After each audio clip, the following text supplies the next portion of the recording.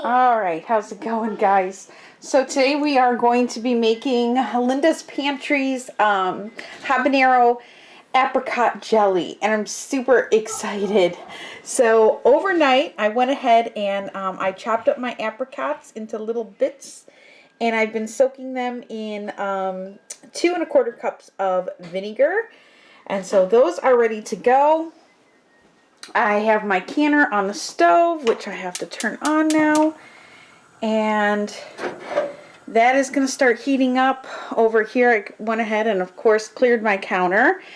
Over here I am washing my jars, because I always wash my jars even if they're on the shelf clean.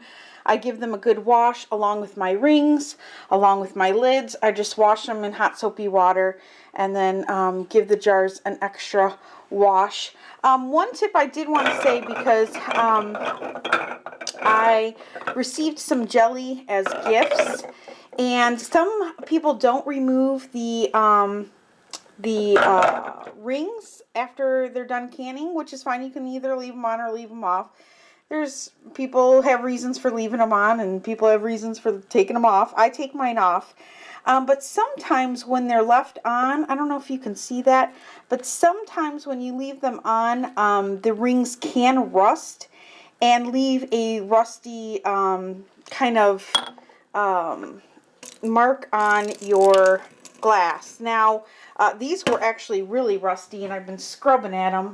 There's a little mark there that I didn't get off, so I'm going to hook you up on my tripod real fast, and I'm going to show you. It's really easy actually to, let's see if I can adjust you guys here a little bit. It's actually really easy to scrub off. And get you focused here. I just take a Brillo pad.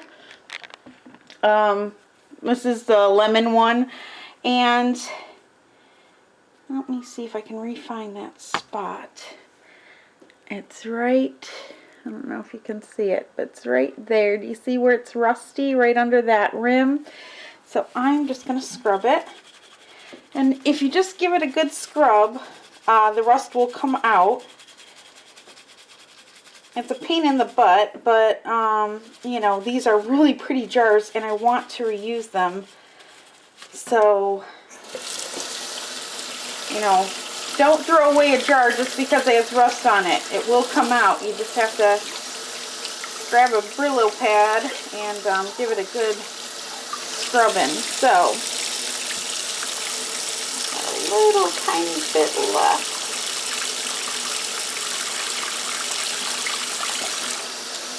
Anyway, I wanted to give that little tip and hint in case you're a newbie out there and you weren't sure, you know, how to get rid of that if that happens to you. And you see, it's all clean now. So I went ahead and I've scrubbed quite a few of them. But these jars are so cute. I had to reuse them, and I think the pepper jelly is going to look really pretty in them. So I'm just in here rewashing my jars, making sure they're clean. I go ahead, I fill them with hot soapy water and give them a really good shake, and then a really good rinse down. And these jars too, I think the pepper jelly is really gonna look pretty in these jars. So that's what I'm up to now. And once I get everything prepped, and the peppers chopped and the onion chopped and the sweet peppers chopped and all that kind of stuff, and I'm ready to go, I will bring you guys back. But I just wanted to show you some of the early work to kind of prep your area, especially since I have a lot of newbies out there who were just like me, learning how to can. Gosh, it's been 2 years now for me. But I remember, you know, these kind of parts were important for me to watch when I was learning. So, and sometimes people forget to put them in their video. You know, thinking that if you know how to can, if you're watching a canning video, you probably know how to can, and this stuff is, you know, the prep work is usually not the part they show. But if you're a noob, you'll appreciate watching it. I know I did. So Alright guys, I will be back once all my jars are washed and I have all the vegetables prepped, and we'll be ready to make some jam or some jelly, I guess. Okay, alright, so we are back. We are making Linda's Pantry's habanero and apricot jelly. I'm super excited. When she made this and I saw her video and she said it was really good on pork loin and ham, I knew I had to have this before all the holiday season comes. So we're going to go ahead and make this. I'm going to link her channel down below too. If you're not subscribed to Linda, go over and subscribe to her. I love her channel, and she just makes things that I don't normally make, so she kind of helps me get out of my comfort zone. And making pepper jelly is one of those things that I've always wanted to try making, and it's one of those comfort zone things. So I'm excited to be breaking out and trying something new. So make this with me, and hop over to Linda's channel and let her know I sent you. So in this pot I have 9 cups of sugar, and I know that seems like a lot of sugar, but like Linda said, this is a spicy jelly, so you have to kind of offset that heat with some sugar, with some sweet. Offset the heat with some sweet. How's that, honey? That's pretty good. That's like me and you. You're the heat, I'm the sweet. Yeah. Do you like that? Some days. Alright, so 9 cups of sugar I have in here. Now I also have 2 1/4 cups of vinegar. And last night before going to bed, I chopped, it was 1 cup of dried apricots. I chopped them up really, really small. Actually, they were a lot smaller than this, but the vinegar has plumped them up. And I've just let them soak overnight. So Linda said, go ahead, at least soak them for a couple hours, or overnight is good. And I just chose overnight, so it was one less step I had to do today. It worked out pretty good. Yeah, it worked out really good.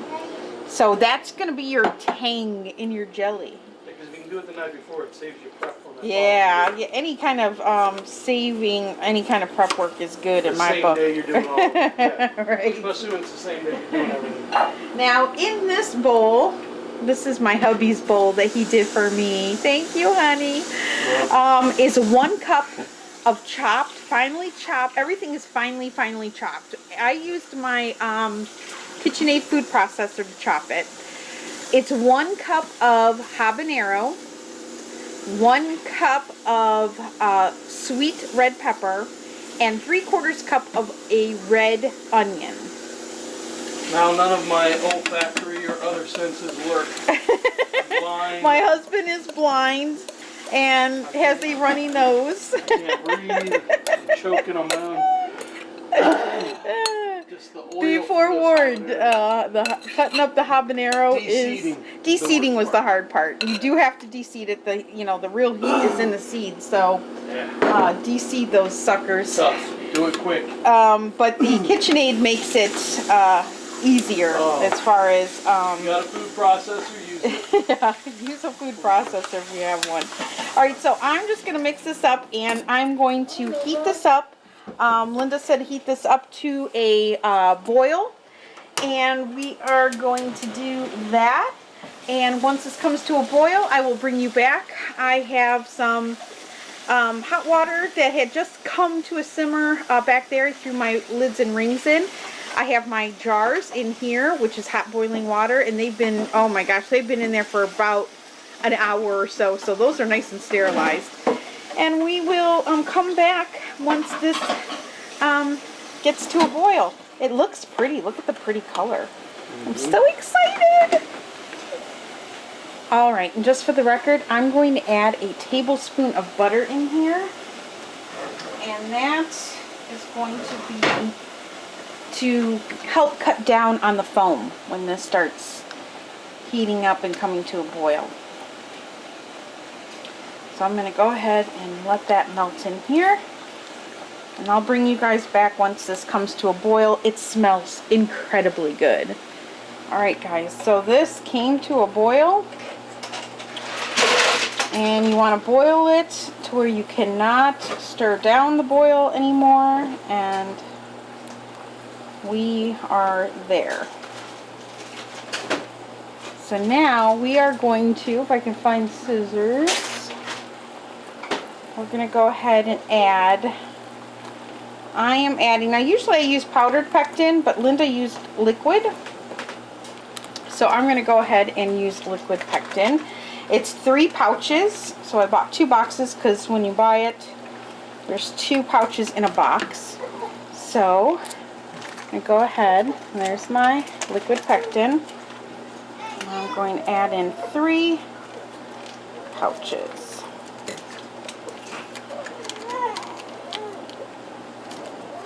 One,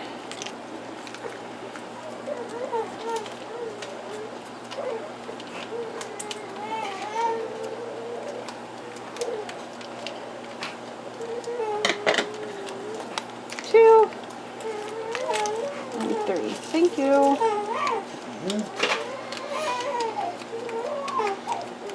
Must attend to a fussy monkey. Yes. Mina's not happy her daddy put her down to come assist me. Alright, so now I'm going to go ahead and stir this pectin in. We're going to bring it back to a boil. When it comes to a boil that I cannot stir down again, we are going to time it for 1 minute. I have my timer all ready. Just make sure you have your timer ready. It is beautiful, you guys. I mean, I don't think the camera's doing it justice, but this is gorgeous. Almost looks like a sweet and sour sauce. It's very pretty. So, alright, I'm going to let this boil up. I'm not going to leave it. I'm going to stand here and stir it. And when it comes to a rapid boil that I can't stir down, we will time it, and I will be back. Okay, so this just came to a boil that I cannot stir away. So we're going to go ahead and start my timer. And for 1 minute, we're going to sit here and keep on stirring. And when that minute is up, I'm going to turn off the heat. And we're going to get to canning this up. Woohoo! Alright guys, we are back. We are ready to can. And this stuff is so, so pretty. Alright, so I've got my hot jars, and I've got hot jelly going into hot jars. I've had my jars sitting in the canner in the hot boiling water. And I'm just going to scoop this. And you're going to fill these to 1/4 inch. And I'm going to see if I can switch your position around a little bit. There, that might be a little better. Is that better? Oh, it's better. I think you can see a little bit easier now. Alright, so.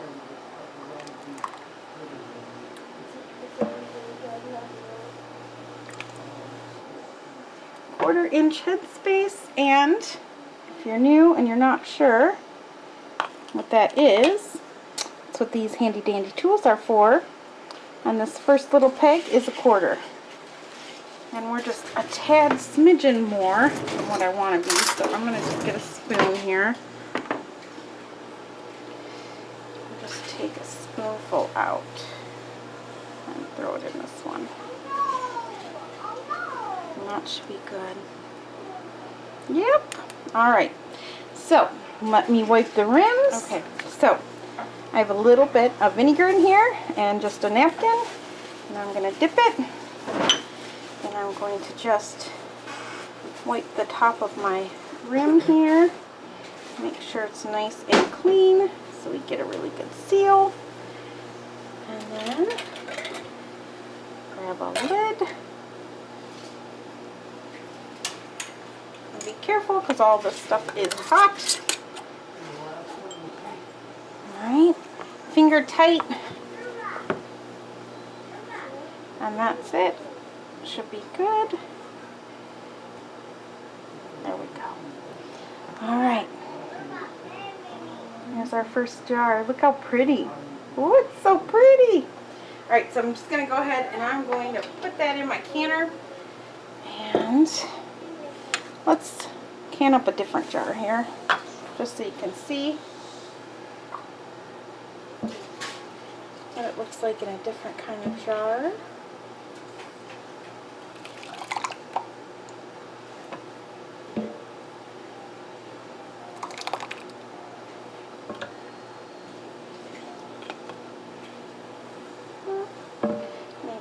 little bit more here.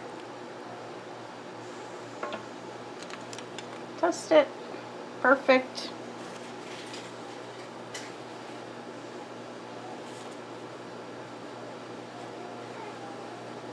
Alright. I think that is a regular amount, I think.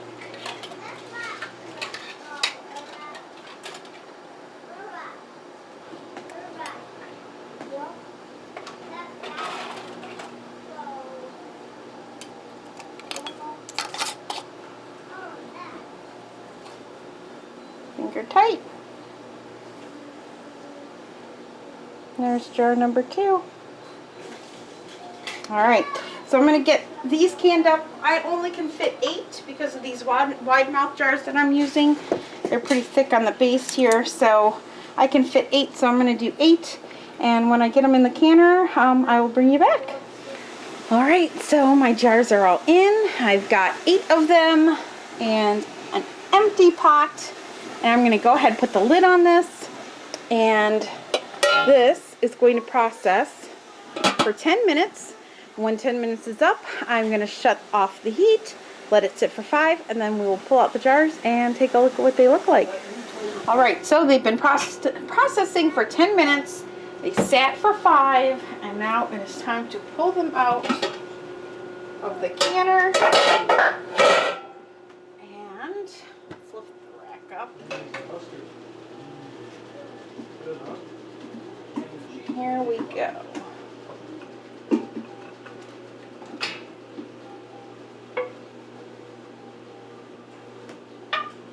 And they're already pinging.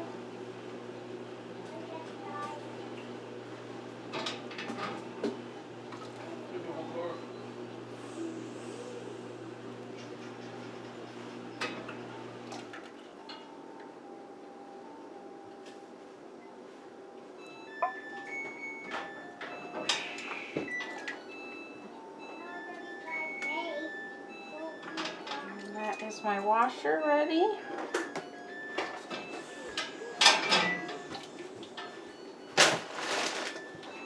Alright.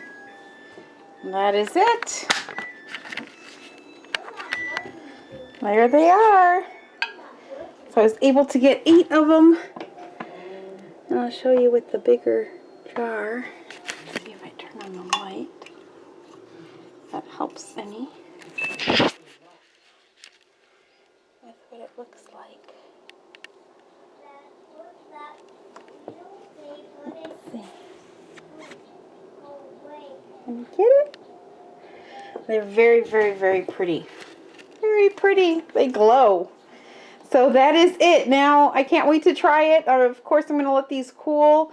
I'm going to go ahead and space them out evenly, wrap them up in a towel so that they come back to room temperature nice and easy. And yeah, this is it. All right, I can't wait to try it. I'll have to bring you guys back when I actually try it. I've got a couple more jellies that I want to do that I'm going to try to get to this week. A lot simpler jellies than this one. This one was a kind of more of a complicated one. I needed my husband's help to de-seed those hot peppers. And but the other ones will be nice and easy. So, alright, they are pinging away. In fact, I think all of them have popped now. So, yay! I'm glad they all sealed.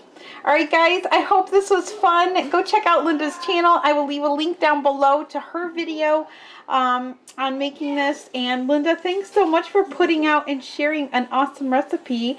I plan on giving these away probably as gifts to my husband's team, his employees.